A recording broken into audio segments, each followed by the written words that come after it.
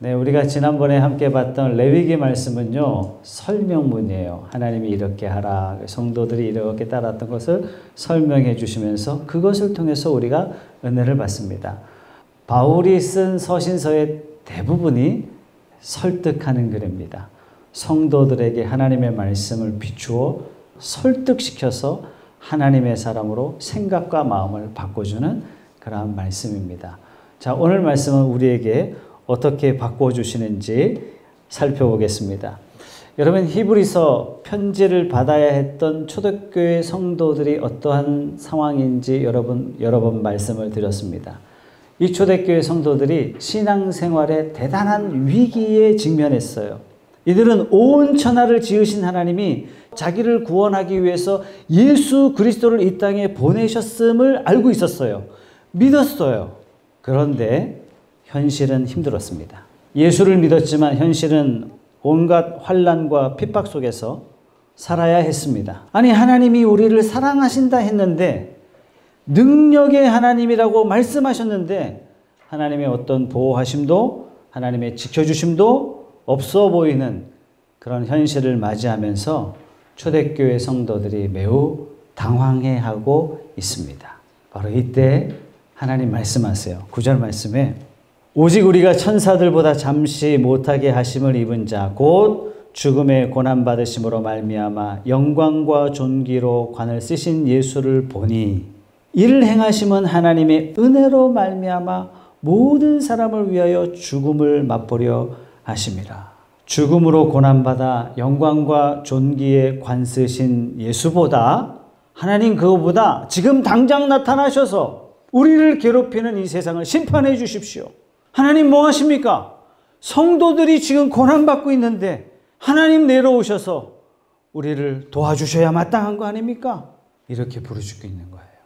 하나님, 이렇게 내가 열심히 믿고 있는데 하나님, 내 사업의 문제 지금 당장 해결해야 되지 않습니까? 하나님, 내 가정의 문제 해결해 주셔야 됩니다. 지금 당장 나의 진로의 문제, 하나님 배고파서 하나님 못 섬기겠습니다. 지금 당장 내가 만나고 있는 이 고난의 문제, 이거 해결하는 것, 이것이 나에게 필요합니다. 하나님, 이 질병의 문제 하나님 해결해 주셔야 되는 거 아닙니까? 그런데 오늘 하나님 말씀은 지금 네가 직면한 이 문제를 해결하는 것보다 더 중요한 게 있다. 이것이 너희에게 더 큰 위로가 될 것이다. 그것은 바로 너를 위하여 예수께서 죽으시고 고난받으셨다. 이것이 인간이 받을 수 있는 가장 큰 배려요. 하나님이 너희에게 줄 수 있는 가장 큰 선물이요. 왜 이것이 우리에게 정말 필요한 하나님의 은혜였는지 우리를 설득시키고 있습니다.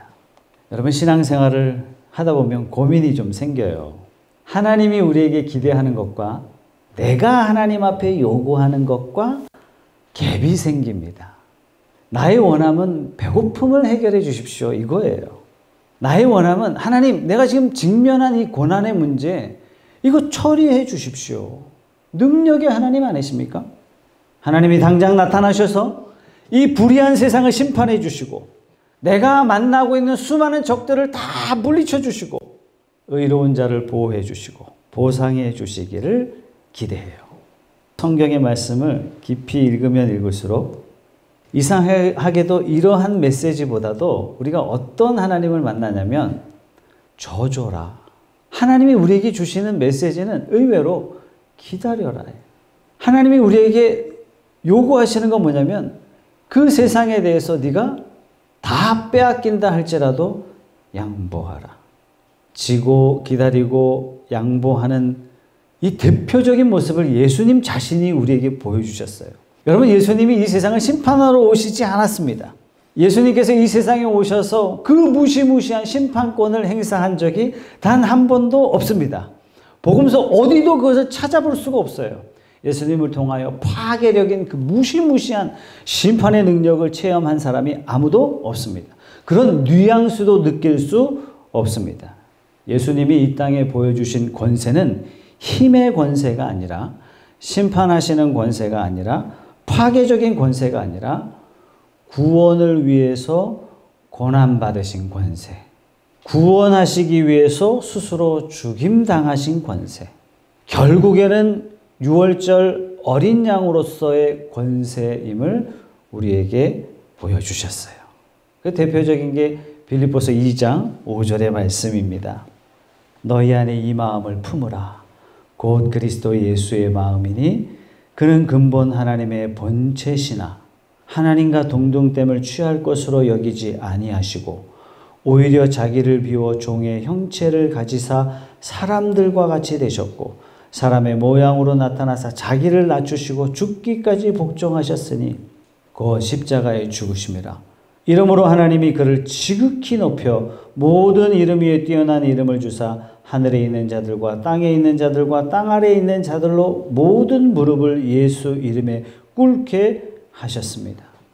예수님이 가지신 심판권은 무시무시한 파괴적인 절망적인 심판이 아니라 오히려 우리를 구원하시기 위해 구원 사역으로서만 영광과 존귀를 나타내셨습니다. 이것이 성경 66권의 일관된 주장입니다. 저는 지난 시간에 하나님은 질투하시는 하나님이라, 지난주에는 하나님은 보응하시는 하나님이시라. 여러분, 질투하실 만큼 보응하신다고 하실 만큼 하나님은 우리를 충분히 사랑하신 다음에 그렇게 말씀하셨어요. 충만히 사랑하신 다음에 우리에게 그렇게 엄포 내려주셨어요. 온전히 간섭하시고 배려하시고 역사하신 다음에 너 내 말 안 들으면 보응할 거야? 이렇게 말씀하셨어요. 이 말뜻은 보응하겠다는 하나님의 말씀이 아니라 하나님의 사랑에 배반치 말고 하나님의 사랑에 꼭 붙들려 있어야 된다라고 말씀하시는 겁니다. 오늘 말씀도 매우 심판과 같은 그런 말씀이지만 우리를 향한 구원과 긍휼과 자비를 베푸신 다음에 그 심판권을 행사하겠다, 이렇게 말씀하시는 본문입니다.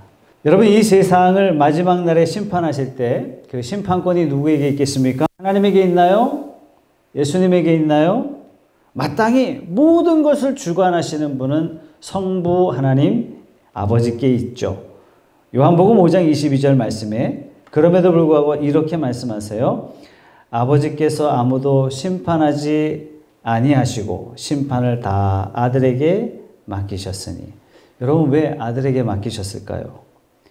왜 예수님께 심판권을 맡기셨을까요? 예수님이야말로 십자가 당하셨으니까 예수님이 심판하시면 에 대해서 복수할 수 있지 않겠습니까? 그래서 예수님께 심판권 맡겼을까요? 아닙니다.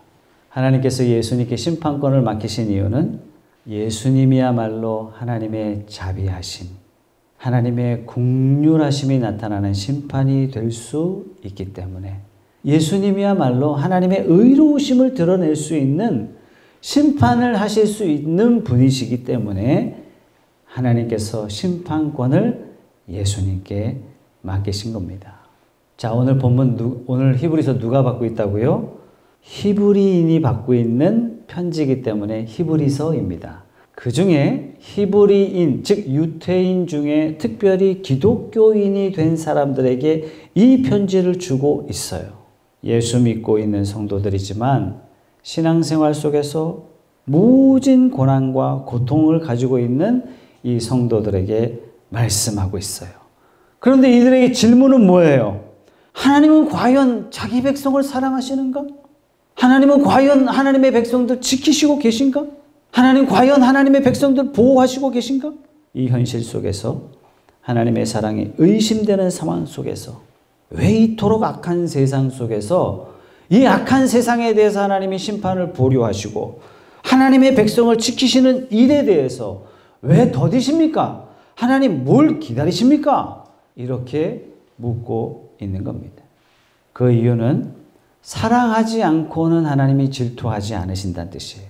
그 이유는 하나님이 배려하지 않고 간섭하기 전에는 절대로 보응하지 않겠다는 것입니다. 그것은 구원을 베풀기 전에는 절대로 심판하지 않겠다 하시는 메시지인 것입니다. 하나님이 어떤 분이신지 로마서 3장 23절은 이렇게 말씀하세요. 모든 사람이 죄를 범하였음에 하나님의 영광에 이르지 못하더니 그리스도 예수 안에 있는 속량으로 말미암아 하나님의 은혜로 값없이 의롭다 하심을 얻은 자 되었느니라.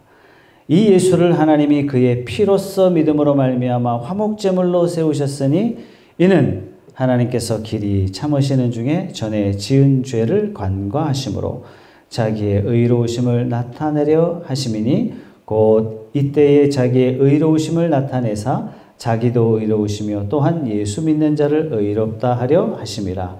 그런즉 자랑할 때가 어디냐? 있을 수가 없느니라. 무슨 법으로냐? 행위로냐? 아니라 오직 믿음의 법으로니라. 하나님이 우리를 벌하시기보다 구원하시기를 더 기뻐하십니다. 우리는 마땅히 하나님 앞에 다 벌받을 사람들이에요. 그러나 하나님은 마땅히 하셔야 할 그 벌을 보류하셨어요. 그리고 우리를 구원하시기를 기뻐하셨습니다. 이것은 우리에게 구원의 자격이나 구원의 이유가 우리에게 있어서가 아니라는 얘기예요. 그럼 왜 구원하셨어요? 하나님은 의로우시고 하나님은 자비롭기 때문에 그러셨습니다. 그래서 이 구원에 대해서 누구도 하나님 앞에 자랑할 수가 없어요.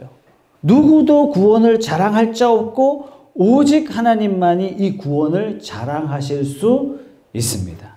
하나님은 의로우신 하나님이십니다. 여러분, 의롭다 할 때 오를 의 어떻게 쓴다고요? 나 아자 위에 양이 덮여져 있는 게 오를 의입니다. 잘난 일을 해서 옳다 그런 것이 아니라 하나님이 나를 불쌍히 여기심이 오를 의인이다 하는 것입니다. 하나님이 나를 불쌍히 여기시고 자비를 베푸시고 우리로 하여금 돌이키게 하시고 우리를 고치시고 인도하시는 그 하나님을 우리는 의로우시다 이렇게 말씀하는 것입니다. 하나님은 우리와 좀 다르세요. 예수님을 통하여 충분히 구원을 베풀기 전에는 심판권을 행사하지 않으십니다. 가끔 이런 생각하죠. 그렇죠? 예수님 빨리 재림하셔서 이놈의 세상 확 심판하시고 우리를 빨리 천국으로 인도하시고 그래서 우리에게 고통을 줄여주시고 아픔을 줄여주시고 우리에게 고통을 주고 아픔을 주는 이 세상으로부터 우리를 빨리 구원하셔서 천국으로 인도하셔서 영원히 평화롭게 살게 해 주십시오. 이런 마음이 한 번씩 들죠. 하나님도 그러실까요? 성경을 읽어보면 하나님은 전혀 그렇지 않다는 얘기예요. 천국 복음이 모든 민족에게 다 증거된 다음에야 심판권을 행사하겠다. 마태복음 24장 14절 말씀입니다. 이 천국 복음이 모든 민족에게 증언되기 위하여 온 세상에 전파되리니 그제야 끝이 오리라. 하나님의 마음은 한 놈이라도 더 때려잡자. 한 놈이라도 더 지옥에다 집어넣자. 그게 아니에요. 어떻게 하면 한 사람이라도 더 구원할까? 여기에 하나님의 마음이 맞춰져 있다는 사실입니다. 여러분, 지금 성도들은요, 현실적으로 죽기 직전입니다. 히브리서 편지를 받았던 성도들은요, 예배요? 예배 자체가 불가능했어요. 죽기 직전이었어요. 하루 세 끼요? 천국입니다. 이틀에 한 끼도 겨우 막 먹고 살기 힘든 상황이에요. 이 불신 세상으로부터, 특별히 유태인으로부터 갖은 핍박을 다 받고 있었어요. 억울하고 원통한 게 한두 가지가 아니었어요. 왜 하나님 안 갚아주세요? 왜 하나님 가만히 계십니까? 여러분 생각해 보세요. 원통한 거 따진다면 하나님보다 원통하신 분 계실까요? 하나님의 모든 능력과 지혜로 인간에게 복을 주셨어요. 그 인간이 가장 좋은 조건 속에서 하나님을 배신했습니다. 여러분, 인생 살면서 여러분들을 제일 열받게 하는 일이 뭡니까? 배신 아닐까요? 사랑을 줬는데 거짓이 오거나 사기가 되는 거죠. 이 배신보다 화나게 하는 게 없어요. 하나님 앞에서 모든 복을 받고 은혜를 받은 우리가 평생 감사만 해도 본전인데 하나님을 배신했어요. 여러분, 성경이 이렇게 길 필요가 사실 없다니까요. 창세기 1장 천지창조, 창세기 2장 인간 창조, 창세기 3장 인간의 배신과 타락, 창세기 4장 타락한 인간 전멸시킴, 새로운 인간 만드심, 끝! 이렇게 길 필요가 없단 말이에요. 근데 왜 이렇게 길어졌습니까? 성경이 이 죄인을 구원하기로 계획하시고 구원하신 계획을 절대로 포기하지 아니하시고 다시 아브라함을 불러 믿음의 조상으로 삼으시고 복 주시고 인도하시고 복 주시고 인도하시고 영광스럽게 살도록 작정하시고 계획하시고 그가 실패할 때마다 다시 기회 주시고 그 계획을 신실하게 목적을 향해서 이루어 가시는 전 역사를 우리에게 보여주십니다. 여러분, 이 역사를 이끌어 가시는 모든 과정이 수많은 귀찮음과 수많은 하찮음과 수많은 하나님 마음에 상처받는 일을 있을지라도 하나님 다 감내하시고 역사의 수레바퀴를 끝까지 돌리시고 자기 자신이 십자가에 올라가셨습니다. 제가 호산나 교회에서 사역할 때 주 사역지가 하단이었어요. 예배당이 명지에도 있었고 하단에도 있었는데 제 사무실이 하단에 있다 보니까 주로 새벽에 제가 사역을 많이 했습니다. 새벽기도 끝나고 아침을 부랴부랴 먹고 7시부터 사역을 하거나 8시부터 사역하는 일이 대부분이었습니다. 그래서 제가 새벽기도 마치자마자 아침 식사를 해결하기 위해서 하단에 그 유명한 돈텔마마 나이트클럽 주변에 아침 식당이 몇 개 없겠죠, 그죠? 거기 들어가면요 정말 난장판이에요. 밤새도록 술에 취해 있었던 남자 여자가 해장하러 왔다고 하지만 완전히 술이 취해 있는 거예요. 사람도 난장판, 식당도 난장판.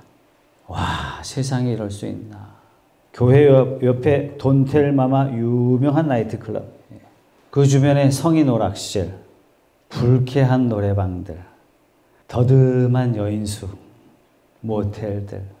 가끔은요 교회 와서 난동 부리는 양아치를 만납니다. 와서 목사님 상담하겠다고 목사를 찾아요.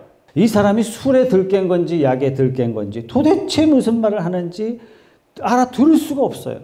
한 번은 제가 교회에서 뒤에서 안내를 보고 있는데 진짜 양아치 중에 상양아치가 와가지고 예배 드리고 있는데 목사님 자기 주먹을 한번 만져보라는 얘기. 진짜 주먹을 만지니까 주먹이 있다만 해요.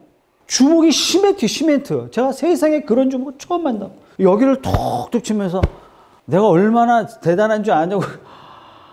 이 예배 시간에 협박하는 거예요. 목사 앞에서 주먹을 자랑하고 있는 거예요. 이걸 안심하다고 해야 될지. 하나님 뭐 하십니까? 저 특별 사역 안 해도 되니까 속히 와주십시오. 여러분, 이게 바로 성도의 심각한 문제입니다. 우리가 세상에서 어려움 당하지만 성도가 세상에서 핍박을 당할지라도 조롱과 박해를 당할지라도 하나님은 구원을 베풀기 전에는 절대로 심판권을 행사하지 않으신다는 사실입니다. 그렇다면 성도는요, 아무리 어려워도 아무리 힘들어도 어떠한 고난과 박해 가운데 있어도 하나님, 저들이 구원받기까지 조금만 더 기다려 주세요. 이게 하나님 마음이고 이것이 성도의 마음이어야 한다는 것입니다. 여러분, 예수님의 마지막 유언 생각나십니까? 마태복음 28장 18절 말씀에 예수께서 나와 말씀하여 이르시되 하늘과 땅의 모든 권세를 내게 주셨으니 그러므로 너희는 가서 모든 민족을 제자로 삼아 아버지와 아들과 성령의 이름으로 세례를 베풀고 내가 너희에게 분부한 모든 것을 가르쳐 지키게 하라. 볼지어다 내가 세상 끝날까지 너희와 항상 함께 있으리라 하시니라. 온 세상의 권세를 하나님으로부터 받으신 그 예수님께서, 다시 말해서 온 세상을 심판하실 수 있는 권세를 가지신 그 예수님께서 우리에게 당부하십니다. 세상을 쓸어버려라. 이겁니까? 천국 복음이 온 세상에 전파되어 불쌍한 영혼들이 주님께로 돌아오기 전까지는 심판을 보류하셨다. 이거 전하라는 얘기예요. 아니 목사님, 어떻게 저런 인간이 있을 수가 있어요? 내 얘기 좀 들어보세요. 어떻게 저런 인간이 있을 수 있냐 말이에요. 어떻게 저렇게 악할 수가 있어요? 우리가 이렇게 하나님을 원망하고 싶은 상황이 발생했을 때 우리가 할 수 있는 것은요, 원망이 아니라는 얘기예요. 하나님께서 그 사람도 기다리신다. 넌 나쁜 인간이야. 저거는 심판받아야 돼.